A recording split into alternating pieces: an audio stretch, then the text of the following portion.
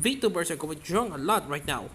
It feels like not so long ago, the praised VTuber was completely foreign to us. Most of us knew Kiss Eye and perhaps one or two subscribers we found really unsubscribed to. But in mid this year, the anime-style mocap stars are big enough to have their own fandom, their own agency, and their own share of career-shaking issues. One appears to have been solved at last, but the other could have longer-lasting consequences depending on what happens going forward. One of the biggest recent weeks as concerned Hololive, a VTuber agency created by Japanese entertainment company Cover Corp. The group covers dozens of virtual YouTubers in Japan, China, and Indonesia, and includes personalities, singers, and gamers. Naturally, some of the most popular videos are gaming PVs for their various talents. So when those videos started getting removed from YouTube, people took notice. The titles whose videos were pulled were all Capcom based: Ghost Trick, Resident Evil, and Monster Hunter. Sadly, it came to light that Cover Corp themselves were to blame for the VTubers issue. The agency had not filed the paperwork allowing for these videos to be monetized. Anyone who's done gaming videos or movie reviews on YouTube knows that monetization and copyright are tricky business. Some companies allow, or even encourage, YouTube and Twitch playgrounds in their games. Others may outright sponsor specific gaming personalities to play them, and others still may issue standards. How much any game can be streamed. In Nintendo's case, you're free to play their games on your stream. Only certain companies are allowed to monetize those videos, and only did after paperwork and negotiations. Cover Corp, Hololiv's parent company, was not on the list. An apology was issued from the Cover Corporation, and eagle-eyed fans spotted that they are not on the short list of companies allowed to monetize streams.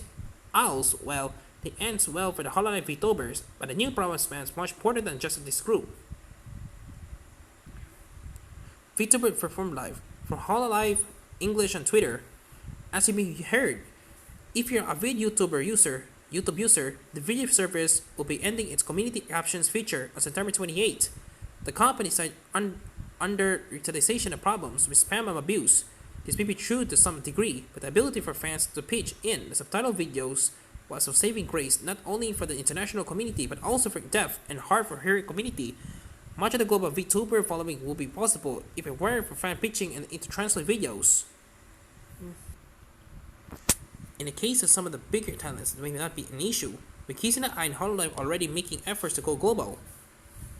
It may be easy enough for them to enlist their own editors, and in those cases it might even be beneficial. As companies go global, it becomes more important than ever to control how they are presented. Everything from romanizations of names that host certain VTubers' antics or translating will be handled in-house.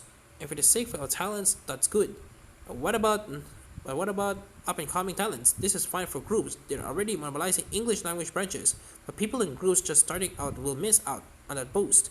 Fans with extra time on their hands were the ones who helped propel those new digital faces to a whole other set of people.